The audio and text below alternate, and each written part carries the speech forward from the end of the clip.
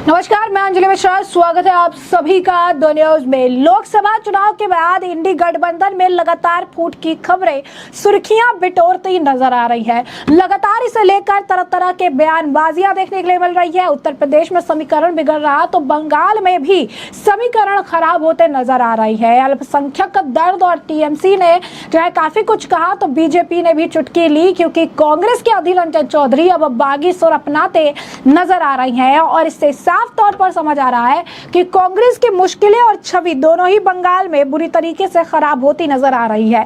तो क्या है पूरा माजरा, आखिर अधीर रंजन चौधरी ने ऐसा क्या कह दिया है, विस्तार से समझिए। पश्चिम बंगाल की सियासत में कांग्रेस के प्रदेश अध्यक्ष अधीर रंजन चौधरी ने एक बार फिर लोकसभा चुनाव में अपनी हार के लिए टीएमसी के साथ साथ कांग्रेस को भी जिम्मेदार ठहरा दिया है। जी हाँ, बिल्कुल सही सुना आपने। उन्होंने अब जो हार का टिकरा है वो उन्होंने टीएमसी पर तो फोड़ा ही, साथ ही साथ अपनी पार्टी पर भी इसका ठिकरा फोड़ दिया। अधीर रंजन ने आरोप लगाया कि पश्चिम बंगाल में सांप्रदायिक राजनीति का प्रवेश हो गया है, जिससे कांग्रेस को नुकसान और बीजेपी को फायदा हुआ है। अधीर ने अपनी हार के लिए राहुल और खड़गे पर भी निशाना साधा। अधीर बाबू ने आरोप लगाते हुए कहा कि इस चुनाव में उन्हें संगठन से कोई सहयोग नहीं मिला और ना ही किसी नेता को वहां प्रचार के लिए भेजा गया, जिसकी वजह से उन्हें हार का सामना करना पड़ा। सूत्रों के मुताबिक अधीर ने सोनिया गांधी को एक लिखित रिपोर्ट में दी है कि जिसमें अल्पसंख्यक वोटों के ध्रुवीकरण का जिक्र है, जिसमें उन्होंने अपनी हार का सच बयां किया है। अधीर रंजन पर टीएमसी की तरफ से भी बयान सामने आया है। टीएमसी के नेता और बंगाल सरकार में मंत्री फरहाद हकीम ने कहा कि हारने वाले को हार का बहाना चाहिए। लोकसभा चुनाव में कांग्रेस भले ही बम्पर 99 सीटें हासिल करने में कामयाब हो गई, ऐसा उन्हें लगता है कि 99 सीटें काफी बड़ी उन्होंने हासिल कर दी है, एक बम्पर उनके लिए सीट है।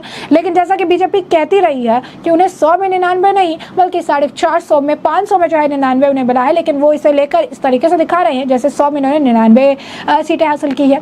लेकिन कांग्रेस पार्टी के फायर ब्रांड नेता के तौर पर अधीर रंजन को देखा जाता है और अधीर रंजन चौधरी मुर्शिदाबाद की बरहमपुर सीट पर जीत का झंडा गाड़ने में कामयाब नहीं हो पाए और रह रहकर उसका दर्द जो है छलकता पड़ता है। जिस अधीर रंजन चौधरी ने लोकसभा में बीजेपी से लोहा लिया, उनकी हालत ऐसी हो गई ये खुद भी उन्हें ना कभी सोचा था।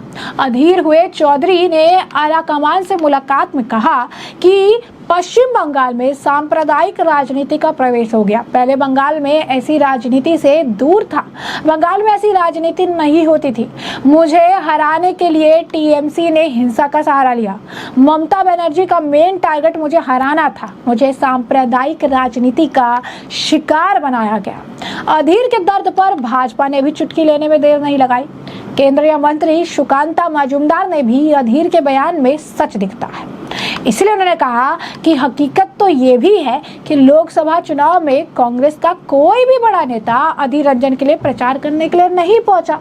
तभी अधीर सोनिया गांधी को भी पराजय की वजह बताते हैं। ये बात जो है बीजेपी कह भी रही है कि अधीर जो है वो सोनिया गांधी को भी पराजय की वजह बता रही है, क्योंकि उनके लिए जो उम्मीद थी, जो ये सोच रहे थे कि कहीं ना कहीं उन्हें मिलेगा मौका, कहीं ना कहीं एक अगर आप कहेंगे ऑप्शन मिलेगा, वो उन्हें मिलता नजर नहीं आया।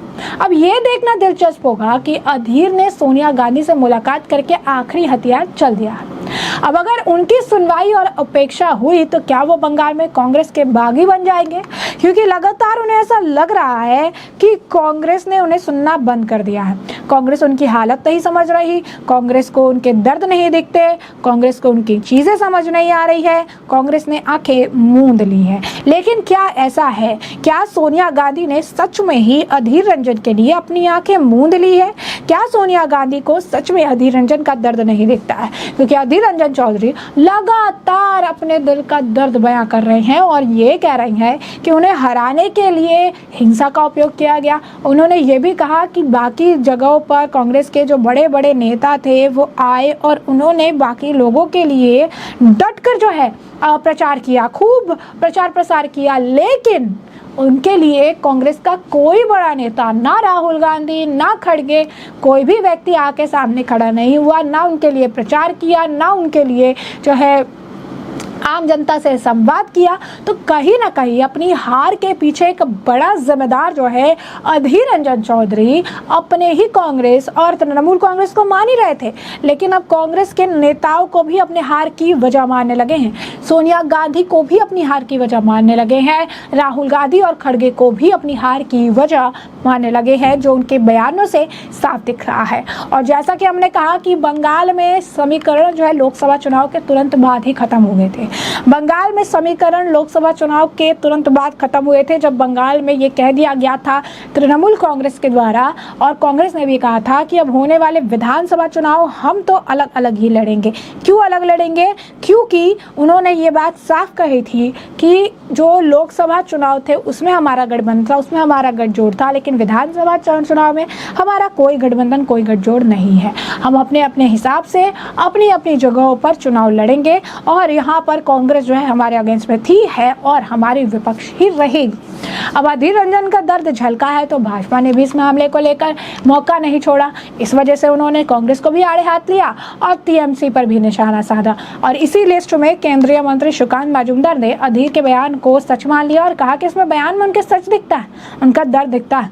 उन्होंने कहा कि हकीकत तो ये भी है कि लोकसभा चुनाव में कांग्रेस का कोई भी बड़ा नेता अधीर रंजन के लिए प्रचार करने नहीं पहुंचा, तभी अधीर सोनिया गांधी को भी पराजय की वजह मानते हैं। अब ये सिचुएशन जो है बंगाल की, वो दिलचस्प हो रही है। इस वजह से दिलचस्प हो रही है क्योंकि अब सबकी जो निगाहें हैं वो इस बात पर टिकी हुई है कि अगर अधीर रंजन चौधरी की बात नहीं सुनी जाती है, अगर उनकी बात को सीरियसली नहीं लिया जाता है, अगर उन्हें वो इम्पोर्टेंस ये नहीं दिया जाता है जो इस वक्त वो एक्सपेक्ट कर रहे हैं अपने पार्टी के टॉप लीडरों से, तो क्या अधीर रंजन पलटी मारेंगे? क्या अधीर रंजन चौधरी को बंगाल में टीएमसी का जो है टीएमसी के खिलाफ आवाज़ तो उठा ही रहे हैं, तो क्या वो कांग्रेस का साथ छोड़ देंगे? और क्या बागी रुख जो अभी वो अपनाए हुए हैं अपने कांग्रेस के नेताओं के खिलाफ, लीडर्स के खिलाफ, क्या अब सच में कांग्रेस के बागी हो जाएंगे? अब ये सारी चीज़ें तो है, अगर आप कहेंगे कि अब ये क्वेश्चन मार्क है, क्योंकि अभी अधीर की मुलाकात होगी, बात करेंगे, इस पर बातचीत होगी, अब समझाना